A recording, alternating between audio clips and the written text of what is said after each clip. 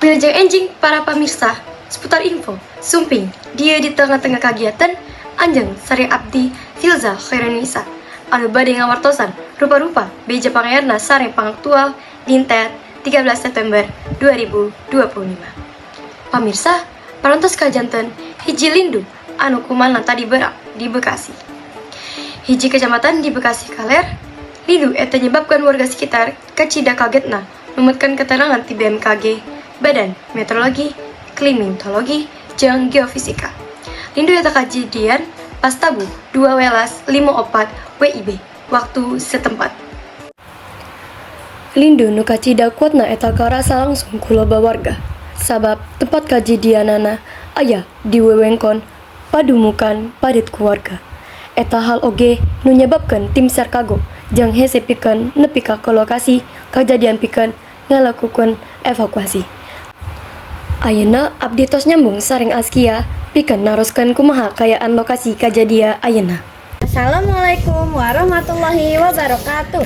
Abdi Askia bade ngelakukan wawancara ngeunaan kejadian gempa di Bekasi. Ayeuna abdi parantos sareng guru sekolah anu bade ngasieun keterangan ngeunaan kejadian gempa eta. Bu, bisa menjelaskan kumaha kejadian natika aya gempa bumi? Waktu gempa bumi kejadian, barudak sakola keur ngalaksanakan kegiatan diajar sanggeus salat zuhur. Nalika guru keur nerangkeun materi, dumadakan aya gempa jeung skala 4,7. Nah, dina gempa bumi ieu korban? Kejadian teh aya murid anu hayang keluar di kelas, tapi murid eta kapegat ku kursi nepi ka hese keluar. Kaki murid teh aya nu memar lantaran kursi nu rarag, anu menyebabkan suku murid teh nyangkut. Sanggeus kejadian ieu barudak dipulangkan atau napi tetap naroskeun kegiatan sekolah? Leres, sanggeus kejadian gempa barudak dipulangkan serta diliburkan salila saminggu lantaran aya karusakan di lantai 3 jeung pikeun ngantisipasi sieun aya gempa susulan. Mohon Ibu hatur nuhun pisan karena informasina.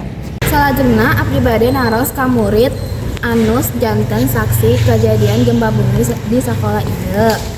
Nah abdi tiasa nyaho kronologi gempa tina sisi teteh. Boleh. Jadi bahasa kejadian gempa teh jalma-jalma sarera lumpat ka lapang.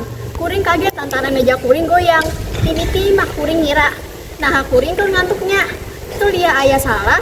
Saji murid asuka kelas bari ngagoreyen aya gempa. Tuluy guru jeung babaturan kuring sarerea pada teu ingat jeung lumpat. Jalma-jalma sejen geus aya di lapang.